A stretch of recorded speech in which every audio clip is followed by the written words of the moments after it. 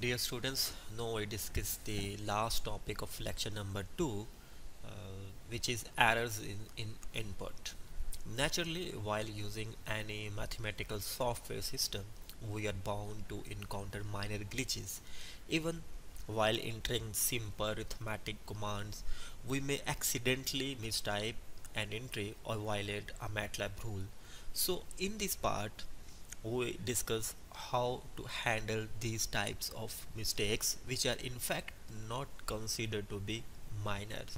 For example, suppose we type 2a, then MATLAB prints an error message, and note that MATLAB always places a marker or a vertical line segment where it thinks the error might be.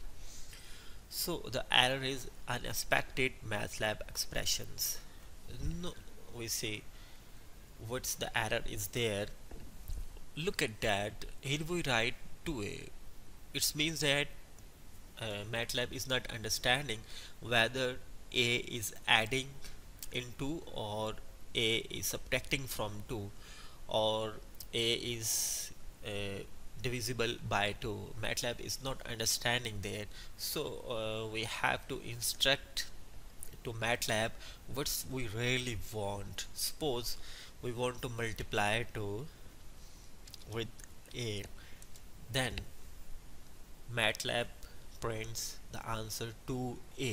तो हमें MATLAB को instruct करना पड़ेगा कि हम actually desire क्या है हमारी, हम क्या चाहते हैं.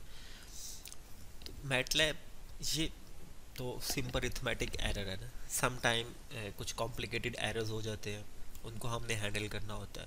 जब हम न्यूमेरिकल सॉल्यूशंस को फाइंड करेंगे डिफरेंशियल इक्वेशंस को, जहाँ पे हम लूप्स को डिस्कस करेंगे और प्रोग्रामिंग्स को डिस्कस करेंगे, तो वहाँ पे हम देखेंगे कि कुछ कॉम्प्लिकेटेड टाइप ऑफ एरर्स आते हैं, तो हम उनको डिस्कस करेंगे. अगर अभी यहाँ पे हम कुछ एलिमेंट्री एरर्स जो है उनको डिस्कस करेंगे.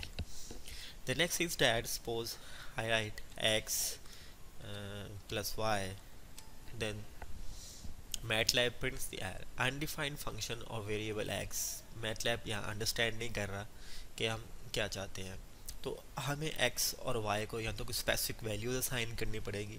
सपोज x को हम 1 करते हैं एंड y को हम 1 करते हैं, और देन हम x plus y the answer is 2.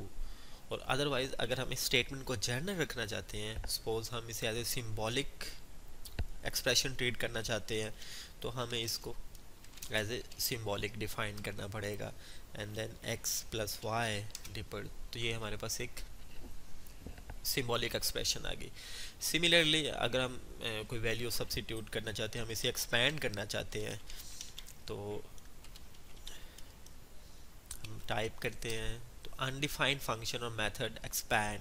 MATLAB इस कमांड को रीड नहीं कर रहा ये कमांड क्या है. एक्चुअली हम इसको एक्सपैंड करना चाह रहे थे, लेकिन क्योंकि एक्सपैंड के जो स्पेल हैं जो मैटलैब की बाय डिफ़ॉल्ट कमांड है वो हमने करेक्ट नहीं लिखे, तो रीज़न इज़ डैट हमें इसको रीडिफाइन करना पड़ेगा.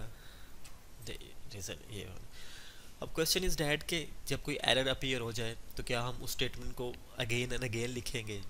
ऐसा नहीं है. आप उसी स्टेटमेंट को जिसमें एरर आ रहा है आप उसे एडिट कर सकते हैं. अब इसे एडिट किस तरह करना है, आपने आपके कीबोर्ड के ऊपर अप एरो की है उसे यूज़ करेंगे, तो वो आपकी जो प्रीवियस कमांड है जिसके अंदर आप चेंजेस करना चाहते हैं उसको रीप्रिंट कर देगा. जैसे यहाँ पे इसे रीप्रिंट कर दिया गया और मैंने इसे एडिट कर दिया. एडिट करने के बाद इंटर की को प्रेस किया तो वो मेरे पास वो आंसर आ गया. सिमिलरली आप कोई भी कमांड्स एडिट कर सकते हैं. सिंपली प्रेस अप एरो की, देन नो. हम इसको क्लियर करते हैं. अब हम देखते हैं कि और किस तरह के एरर आ सकते हैं. सपोज हम साइन की वैल्यू 10 के ऊपर कैलकुलेट करना चाहते हैं, तो अनडिफाइंड फंक्शन और वेरिएबल साइन 10 मैटलैब इसे रीड नहीं कर रहा. तो आर्गूमेंट को जब भी हमने लिखना है हमने उसको पैरेंथेसिस ब्रैकेट्स के अंदर लिखना है, तो ये हमारे पास आंसर आ जाएगा. तो आपने मैथलैब को बताना है कि किस आप एक्चुअली आपकी रिक्वायरमेंट क्या है. कि मैटलैब आपको गाइड करता जाएगा कि अगर आपका कहीं एरर आया है तो मैटलैब बीप करेगा और आपका जो एरर है उसे आपकी कमांड विंडो में प्रिंट कर देगा। तो वहाँ से आपको कुछ गेस हो जाएगा कि आपका एरर जो है वो एक्चुअली है क्या। सिमिलरली अगर आप कोई एक्सप्रेशंस लिखते हैं, for example symbols X Y and X plus Y and raised to power 10, and then you see this is your answer, and you want to see the simplification of this expression, but before seeing the simplification आप इसको expand कर लें expand command से, तो ये expand हो जाएगा। अगर आप इसे simplify करना चाहते हैं तो suppose आप इसे सिंप्लीफाई, तो मैटलैब ने आपको एक एरर दिया है, could not find an exact case sensitive match for simplify. आपने ये जो कमांड लिखी है, ये आपने कमांड जो है इसके अंदर मिस्टेक है, आप तो मैटलैब इसे रीड नहीं कर पाया। अब आप इसमें मिस्टेक्स देखेंगे क्या है, आप एरो की को प्रेस करें तो ये वाली कमांड रीप्रिंट हो जाएगी यहाँ पे। आप इसे एडिट कर सकते हैं यूजिंग लेफ्ट एरो की। तो आपने देखा कि सिंप्लीफाई में मैंने y जो है वो कैपिटल लिख दिया, तो अब ने इसने इसे सिंप्लीफाई कर दिया। सो मैटलैब की जो एग्जैक्ट कमांड है उनके बारे में आपको आइडिया होना चाहिए। अगर ये आइडिया नहीं है तो आप इसे सर्च कर सकते हैं, मैटलैब की हेल्प के अंदर देख सकते हैं। ये मैटलैब की हेल्प है, यहाँ से आप एग्जैक्ट देख सकते हैं कि आपकी कमांड एग्जैक्टली है क्या। सिमिलरली अगर आप कुछ और एग्जांपल्स को हम डिस्कस करें, फॉर एग्जांपल आप EX10 लिखना चाहते हैं, मैटलैब को रीड नहीं कर पाया एक्चुअली क्या है। एक्चुअली हम यहाँ लिखना चाह रहे थे e⁻10, तो आप उसके लिए इसको एडिट कर लें, एरो की यूज़ करें आप, और अब ये एक्सपोनेंशियल e⁻10 को उसने आंसर को डिस्प्ले कर दिया। इस आंसर्स को आप ज़्यादा डिजिट्स के लिए भी देख सकते हैं, फॉर एग्जांपल आंस अप टू 30, तो ये 30 डिजिट्स में भी आंसर को VPA कमांड यूज़ करके आप आंसर को डिस्प्ले कर सकते हैं। फॉर्मेट ले लॉन्ग में आप अप्रॉक्सीमेटली 15 डिजिट्स तक आंसर को देख सकते हैं, लेकिन अगर VPA कमांड आप यूज़ करें तो आप इसे अप टू 30 या 30 से आप ज़्यादा भी देख सकते हैं। सपोज अप टू 50 देखना हो तो ये आपके पास इस तरह अप टू 50 डिजिट्स तक उसने आंसर को डिस्प्ले कर दिया। तो ये हमारे कुछ एरर्स हो गए कि हमने इनपुट्स अगर हमने देते हैं तो उसमें किस तरह के एरर्स आते हैं, हमने उसको किस तरह हैंडल करना है। तो अब ये आपकी जो कैपेबिलिटी है एरर्स को हैंडल करने की, ये आपकी मैटलैब के साथ आपका जितना इंटरेक्शन होगा, जितनी आप इसकी प्रैक्टिस करेंगे, जितनी डिफरेंट टाइप ऑफ थिंग्स को आप इसमें स्टडी करेंगे, तो ये आपके पास जो है वो आप उतने ही इसमें एक्सपर्ट होते जाएंगे। एक दो एग्जांपल्स और हम देखते हैं। सपोज हम सिंबॉलिक वेरिएबल डिफाइन करते हैं और हम एक सिंबॉलिक एक्सप्रेशंस को डिफाइन कर लेते हैं, u x⁻10 एंड +5।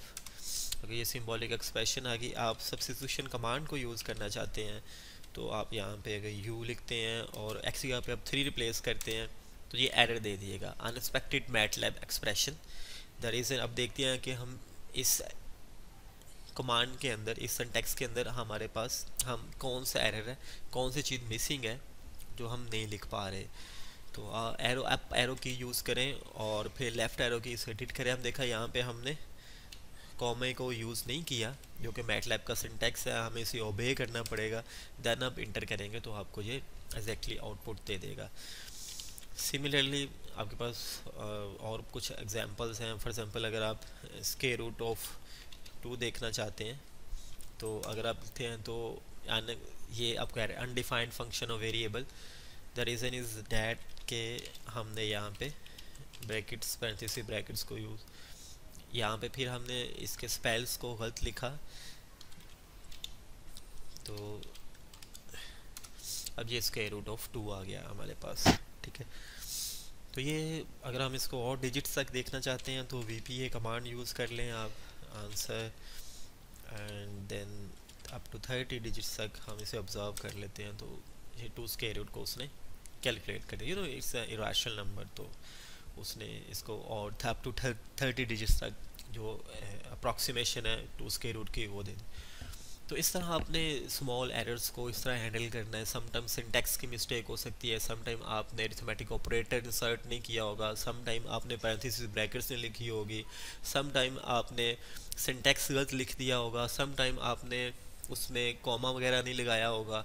तो सिंटैक्स की मिस्टेक यूजुअली हो जाती है, लेकिन विद एज आप जितनी ज़्यादा प्रैक्टिस करेंगे उतनी ही आप इसमें एक्सपर्टीज़ जो है वो गेन करते जाएंगे।